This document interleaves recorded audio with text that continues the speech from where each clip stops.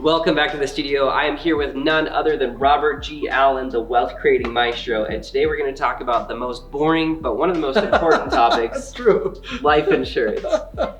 So, Robert, some people look at life insurance and they say, oh, go on the whole life and you can borrow against yourself and double dip. How do you feel about that whole kind of strategy, and is it something you use, or how do you feel about that? If there's one thing I wish I had done, is I wish I had not bought into the fact that term insurance is cheap and therefore you can buy it when you're younger and it's just almost nothing. And then when I got lots of money flowing into my life, I didn't put a lot of money into whole life insurance because I bought into the lie that you just pay insurance, you buy as cheap as you can get. And the reason that you want an insurance strategy is, and there are lots of people who will sell you how you can become your own bank. And I wish I had done that, frankly, and I did not.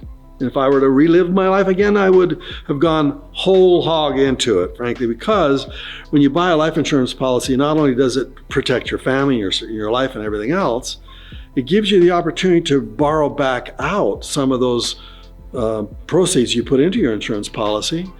And you can borrow back out without having to get permission from a bank and go through all the qualifications that require. You can just get the money immediately at a very low interest rate, and you still have your insurance policy. You're just borrowing back some of the premiums of it.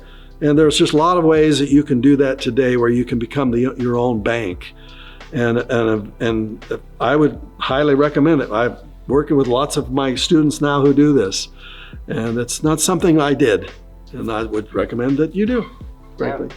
I guess, what are some of the advantages of this? I think you mentioned like some kind of liquidity with that. Yeah, you can borrow out 100% of it. You know, you can borrow a high percentage of the money at a very low interest rate without having lots of qualifications. You don't have to get permissions. It's your money, so you can borrow it right back out again. And you know, if you go to a bank and get a HELOC, well, you got to use your bank, your house as collateral, and you got to go through all kinds of qualification processes, and they check your credit and everything else. Hey, if you got the money in an insurance policy, it's your money. So you get to pull it back out and you can pay it back off. And that's a great way to be your own banker, frankly. I think one of the most interesting things too with term life insurance, I guess, because me being young, I mean, that's what I have. But from what I understand, a whole life policy will stay with you and will always pay out as long as you keep paying the things. At this stage in your life, you're a little bit older. How old are you? 50, 60? I'm 74, yes. You look good for a 74-year-old. 74, I'll be 75 in about a month. But are you still using term life insurance, or are you at a stage where you have enough assets and you don't use it anymore?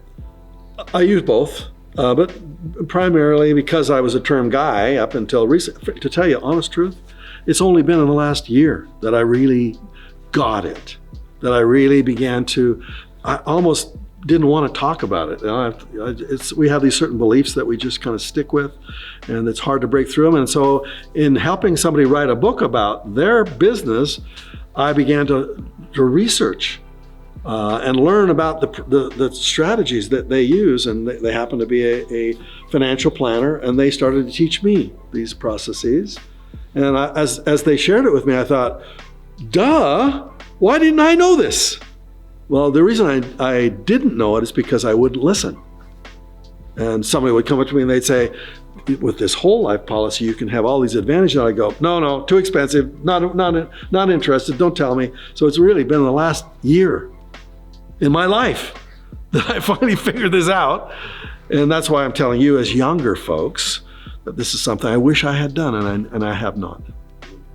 And I know in your books you do talk about life insurance in a very interesting way, and it's for creative financing. So this is kind of shifting gears, but sometimes you'll talk about a way to purchase a property is through life insurance, but with more creative financing. So can you kind of speak to that? Nothing down. There are 50 nothing down techniques, and one of those techniques is to lower the barrier of fear from a seller.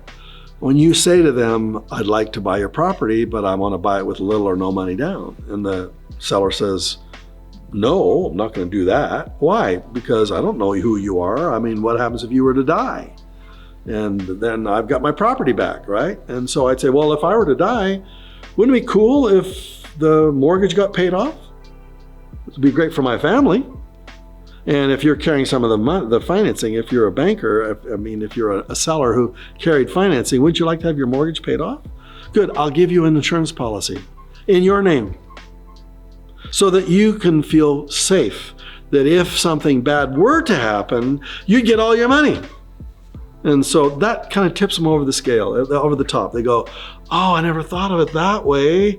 Okay, in that case, I could trust you if you show me the insurance policy and you show that the premiums are being paid regularly, and I can set up an escrow so that the premiums come out of the escrow to pay it. So it's a way to make them more comfortable with a nothing down strategy.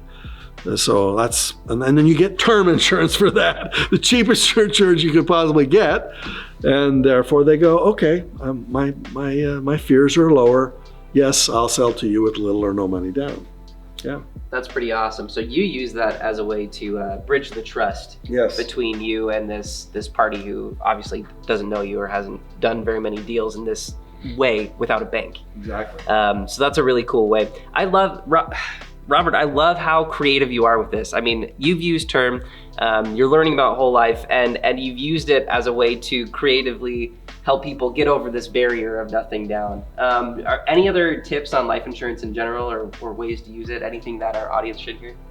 Well, you should have it, period. And I'm 74 and I have not used my insurance, thank God.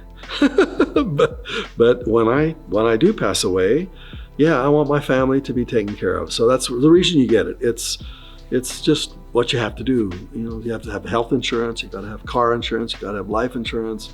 But just using some more advanced strategies, you can use your life insurance as a way to be a creating wealth step, as we were going to explain to you here today.